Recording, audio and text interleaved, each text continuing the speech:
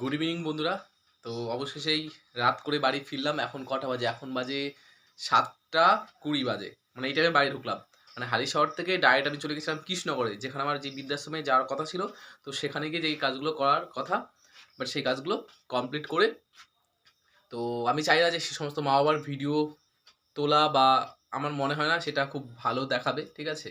এমনি অন্য কিছু ভিডিও দেখানো যায়, তো ওই ধরনের মানুষের ভিডিও কখনোই না করা উচিত আমার মনে হয়। যাদেরকে আমরা কোনো অসহায় মানুষকে আমরা সাহায্য করে থাকি, তো সেটা না আনাই ভালো। তো সেই কারণে আর ভিডিও করিনি। তো ওখান থেকে ডাইরেক্ট আমি বাস ধরে বগুলা নেমে, তো বগুলা থেকে 5 কিলোমিটার ভিতরে আমার বাড়িটা। তো বাড়িতে আসলাম, বাড়িতে এসে জাস্ট ফ্রেশ হলাম। তো একজন এসে আবার আমার বাড়িতে সকালবেলা এসেছিলো, তো আমাকে পাইনি। তো সন্ধ্যাবেলা আমি যখন জাস্ট এই বাড়িতে ঢুকলাম 10 মিনিট হলো, তো তখন এসে আমাকে ইনভাইট করছে যে জন্মদিনে যাওয়ার জন্য। তো বললাম ওই একটা ইগোর প্রবলেম, সব জায়গায় আমি সেরকমভাবে যাই না। তো বারবার রিকোয়েস্ট করছে, একটু এবার ফোন করলো নাকি যেতে হবে। তো কি আর করব, ঠিক আছে? তো যেতে হচ্ছে। শুধু উপরের এই যে গেঞ্জিটা জাস্ট চেঞ্জ করলাম, আর একটু বডি স্প্রে দিয়ে নিলাম, আর কিছুই করিনি সেভাবে, কারণ নিজেরই এলাকায় পাড়ার। তো কি আর করব, এখন এতবার করে যখন বলেছে তখন যাওয়াই যাক। তো চলো। হাসা হা হা হা করে হা হা হা হা। ঠিক আছে, ভাত দেবো। ডান হাতে দাও, তুমি ডান হাতে দাও। मेरा बाहर दे दे তুমি এখন দিবে हाँ देवे তুমি এখন দিবে ওই তাই ভোরা একটু দাও। এই তো জল এই তো।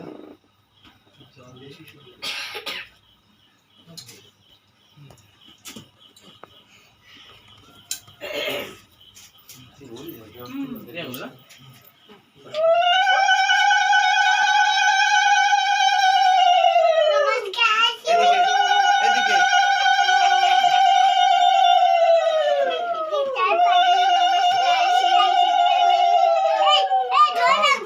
পায়েস পায়েস কাকাকে নমস্কার করো না এদিক তাকাও দুইজন এদিক তাকাও সুকেন দাদা ক্যামেরাম্যান নমস্কার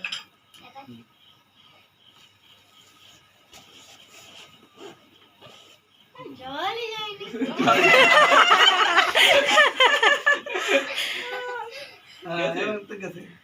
हाँ देखा गেছে নমস্কার করো না না ঠিক আছে, বড় হও। হ্যাঁ বাস এবার কে দেবে ওই মামা দিকে দাও মামা ভিডিওটা করো।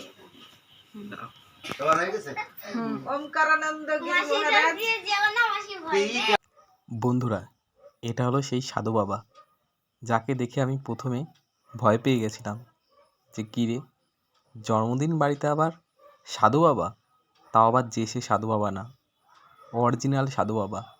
গলায় দেখো ছোট ছোট হাড়ের, মানে মানুষের মাথা মতো করা হাড় দিয়ে মালা পরা আছে। গায়ে সে শুনেছি নাকি ছোটোবেলা থেকেই বস্তাগুলো হয় না, পাটের বস্তা, ওই বস্তা পরে আছে। আর মানে কি বলবো, দেখলেই বুঝবে যে সাধু বাবা। সারাক্ষণ শুধু জব করে, কিন্তু সে আশীর্বাদ করছে। দেখো সাধু বাবার ঝোলা থেকে এবার কী বেরোচ্ছে, তাও আবার যে সে কিছু না, ভালো করে দেখো ঝোলাটাকে। 500 টাকার নোট, ভাবা যায়? যে মানুষ বস্তা পড়ে আছে তার ঝোলি থেকে 500 টাকা। তো ভালোই তার ব্যবহার ভালো লাগলো। লাস্টে তার সাথে একটা সেলফিও নিয়ে নিলাম, বলে দেখে মনে হলো খুব ভালো একজন মানুষ। তো আমিও বললাম যে শম্ভু আমাকে আশীর্বাদ করবেন, আমি জানি বড় হতে পারি। তো সেও আমাকে আশীর্বাদ করলো। আর এই যে এই বোনটি একজন ভালো আর্টিস্ট, খুব ভালো ড্রয়িং করে, তো সেও আশীর্বাদ করছিল। আর আমিও ভিডিওটা করতে শুরু করে দিলাম। বোনটাকে বললাম, বোনটা বললো দাদা আমাকে কিন্তু ভিডিওতে নিয়ে নেবে। আমি বলছি হ্যাঁ ঠিক আছে, কোনো ব্যাপার না, আমি তোমাকে ভিডিওতে নিচ্ছি। বোনটি আশীর্বাদ করছিল। আর দেখো, যার বার্থডে, মেয়েটার কিন্তু বেশি বয়স না, হয়তো কত বয়স হবে, 7 বছর, 6-7 বছর বয়স হবে। এত লোকে ওকে পায়েস খাওয়াচ্ছিল আর মিষ্টি খাওয়াচ্ছিল, মানে লজ্জায় কাউকে কিছু বলতেও পারছিল না, এদিকে বমিও করতে পারছে না। ছোটোবেলায় এর এই বার্থডে দেখে আমার কথা মনে পড়ে গেল। যখন আমার মা ছিল, আমারও প্রতি বছর এইভাবে বার্থডে করতো, মানে যখন বাড়ি থাকতাম। আর যেদিন থেকে বড় হয়ে গেলাম, যে পড়াশোনার জন্য বাইরে চলে যেতে হলো, সেদিন থেকে আর সব কিছু যেন কোথাও উধাও হয়ে গেল। যাই হোক, এবার খাওয়া দাওয়াটা শুরু করতে হবে। এই যে আমাদের একটা চিকনি, তো এরপরে খাওয়া দাওয়াটা হবে। তো আমিও প্রচণ্ড টায়ার্ড। এটা কিন্তু আমাদের একটা বৌদি, তোমরা খারাপ দেবো না, খুব ভালো একজন মানুষ, ঠিক আছে, খুবই ভালো। তো সব বাচ্চা কাচ্চার সাথে একটু খুব মজা করলাম, অনেকদিন পরে একসাথে হলাম পাড়ার সব বাচ্চা কাচ্চা মিলে। এবার আমি তো জন্মদিন বাড়িতে যেটা খেতে দিয়েছিল, লুচি, মাংস আর যেটা থাকে মিষ্টি, সমস্ত কিছু একটু অ্যারেঞ্জ করেছিল, কারণ বাচ্চাটার মায়ের শরীরটা ভালো ছিল না। তো এবার আমি তো লুচি খাই না গ্যাসের কারণে, এবার ভদ্রতার খাতিরে খেতেই হলো।